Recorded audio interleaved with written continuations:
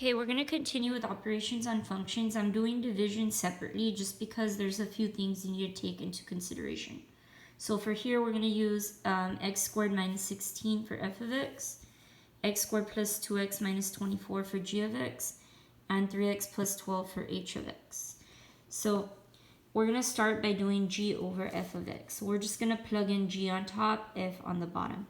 In other words, this can be written g of x over f of x. G of x was the x squared plus 2x minus 24.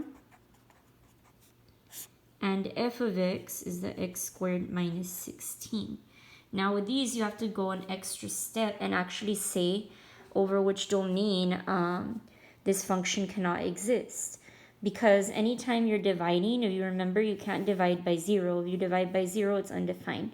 So usually what we do is we set the denominator equal to 0 and solve to see for which x values this particular function cannot exist.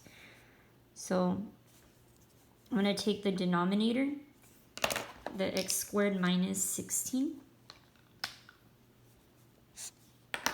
and I'm going to set it equal to 0 separately.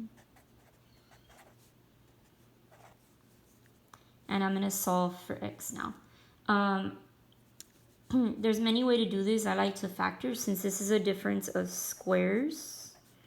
X squared is x squared, and to get 16 we would do 4 squared. And then now if I solve for x, we get x equals -4 or x equals +4. So when x is -4 or +4, the denominator here would equal 0, making this function not exist because you can't divide by 0. You would get undefined. So this function can exist for all x's except, in other words, x cannot equal -4 or 4. So when you're doing division problems, you have to specify over what domain it can't exist. Now, I could actually make this problem smaller, so I like to simplify when possible. One way to do that is using factors. So I'm going to rewrite our answer here on this side.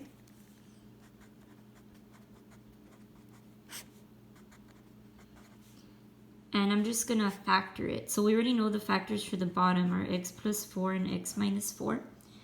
But let's factor the top. So since that's a trinomial, I'm going to set up my parentheses with x. To get the 24, we can do 124, 212, 3, 8, 4, 6. To get 2, you would want to use 4 and 6. And to get +2, the 6 would be positive, the 4 would be negative. Now, if you remember, anytime you have something on the top and bottom, or the numerator and denominator, they can cancel out. So if we simplify, there's really only an x plus 6 left on top and an x plus 4 on the bottom. So we can write our answer like this. And then again, you still have to specify that domain we found in the beginning, that x can't equal -4 and 4. So this stays the same regardless of this changing to just x plus 4 because you're using it before you simplify your answer. Let's try f over h of x. So that would be f of x over h of x, which is x squared minus 16 over 3x plus 12.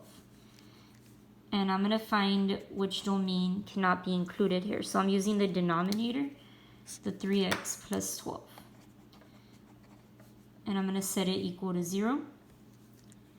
And then I'm just going to solve for x.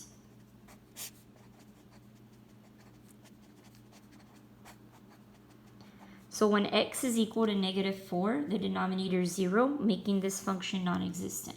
So I'm going to specify here that this function works when x is not equal to -4.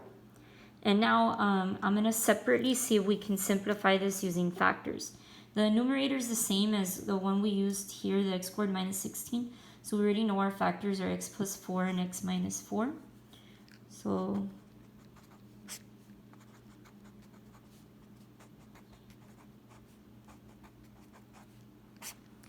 I just need to factor the bottom. The bottom is a binomial, so I'm just going to use the greatest common factor. Both of these can be divided by 3. And if I divide by 3, I'm going to get x plus 4. Because 3 times x will give me 3x, 3 times 4 will give me 12.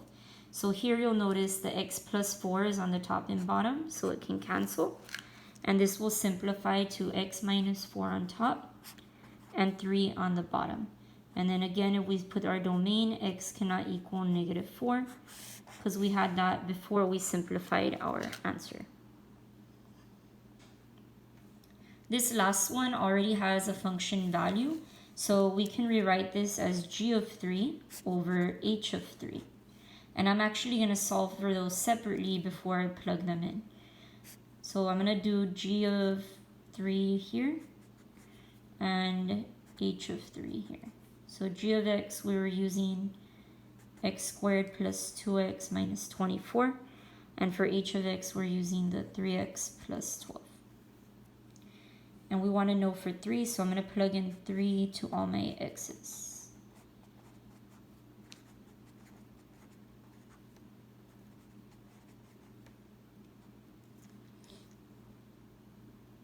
This one will be negative 9.